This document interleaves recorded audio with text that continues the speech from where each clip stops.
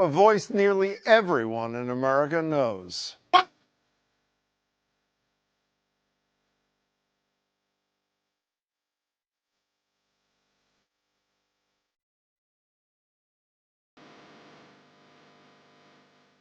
Rock and roll pioneer Little Richard died Saturday at the age of 87.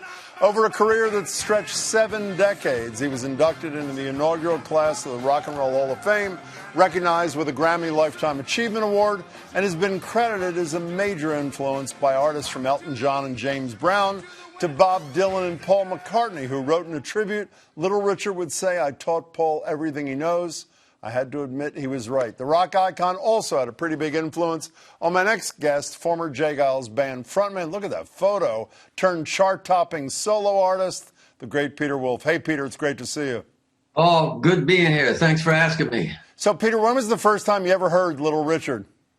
Well, I was listening to the radio. I was a radio addict. And I would hear songs like, "How much is that dog in the window?" Or like, "Oh, Mr. Sandman, bring me a dream." Boom, boom, boom. And then all of a sudden I heard, "Wham, bam, maluma, yama, gama, guma." I became an instant fan, and it was Little Richard. And I just bought every single record. I was 10 years old, and became a huge fan. And he inspired me. He had such joy, and the voice defined what rock and roll is. So did I read somewhere or hear that you actually saw him perform when you were 10 years old? Is that true? 10 years old at the Alan Freed Cavalcade at the Paramount Theater. What do you remember from that performance, Peter? I remember the screaming. I remember the joy. I remember just being transfixed. And he started throwing some of his clothes out into the audience. He started taking his shirt off, and he started shredding it up. And, we went wild. He was it. And you think about it, that he inspired Elvis Presley, recorded Little Richard songs. Buddy Holly recorded Little Richard songs. Jerry Lee Lewis recorded Little Richard songs. He was really what he liked to call himself, the architect of rock and roll. He said, "Elvis is the king." And he said, "But I'm the queen," because he not only racially broke down barriers, he sexually broke down barriers by just letting people realize that he might be different. And he was really one of the first gay performers to not care what people thought about him. So did you ever play with him, Peter Wolf? I got to meet him. We got to hang out, and I got to interview him. But we never actually played together. No puns intended. He played at a place called the Mad Russian, which was a club downstairs near Charles Street. And he would always go when he was in Boston to a record store at the Combat Zone. It was Big John's record. Little Walter was a friend of his that worked there. And we all us rockers would know that Little Richard was going to be at Big John's record store. And we'd all rush down. He'd sign all our records. And this right here, I pulled out, Jim, just so you know. These are the very 45s when I was 10 years old that I bought. 10 and 11, they're right here. And you still have them. Hold them up a little higher. Oh, my God. And this is the original record of that I had of Little Richard. And I'll tell you a little funny story. Yeah. I started with BCN on the first day they started, WBCN radio station. And about the third day in, I was the night disc jockey, and the third day in, there was a whole pile of records on the floor. And this record was on the top. And I said, "What's happening to these records? What's the pile for?" I said, "We're getting rid of them." "We're getting rid of them? Why?" He said, "They're oldies." I said, "Oldies? This is a classic. Beethoven ain't an oldie. Little Richard's never going to be an oldie." And so thanks to WBCN, I have 2 copies of Little Richard. So, but Peter, my understanding is not only did you hang out with him, I think in the Combat Zone, and I think you interviewed him on the MIT station. When I was reading a ton of stuff about him in the last 24 hours, there is very, very little about sort of the human as opposed to the performer or the pastor. What was he like when you were with him? What was he like as a person?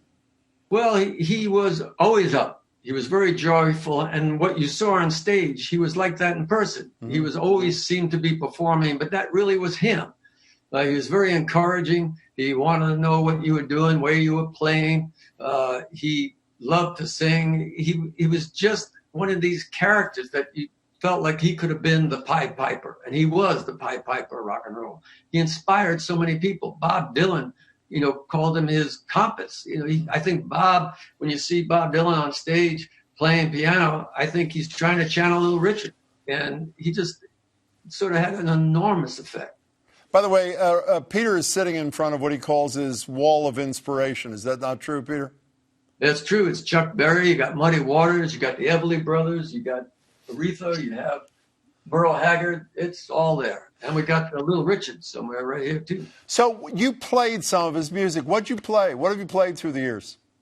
Well, like everybody else, we did Tutti Frutti, Long Tall Sally, Rip It Up. I mean, all those songs like the Beatles did and like the Stones did. It was all part of our vocabulary. And Little Richard's with Chuck Berry. I mean, the four founding, people will always agree, like, who's the most important boxer, who's the most important sports, who's the most important painter. But it was Little Richard, Chuck Berry, Fats Domino, and then, of course, Bo Diddley. They were the four that started in 55, 54, 55, and then along came Elvis, and along came Buddy Holly and Jerry Lee Lewis, who's still with us, who's the last of the great founding fathers, and sisters out there. So he blew my mind, and still when I hear it, that little segment that he played blows my mind, because he set the template for every singer and every performer. So, Peter, if you were playing somewhere tonight and you weren't, like, quarantined in your apartment, what would you play as a tribute to Little Richard? Well, I'd probably play Long Tall Sally, because that was a record that once I got Long Tall Sally, I remember hearing it on a 78 jukebox before the radio, and I went out, bought it, and I played it and played it and played it, and there it is, Long Tall Sally. And he's something else. Matter of fact, before we jump out of here, yes. I'm not a guitar player, but for these times, I just use this for songwriting. But I'm going to try this little thing here. Out there in the world now, can't you feel the change in time? People out there grabbing every nickel, every dime. And you and me, woo, yeah. Tell me, baby, what's it gonna be? 'Cause all I'm trying to find is just a little peace of mind. Just a little peace of mind. Just a little peace of mind. Yeah, for Little Richard. Peter, we love you. Cheers. Thank you so much, Jim. If it's got to come out, that's what rock and roll is about. Stay safe, and thank you for helping us during these times, Jim. Great to see you, Peter Wolf. Thanks so much for your time.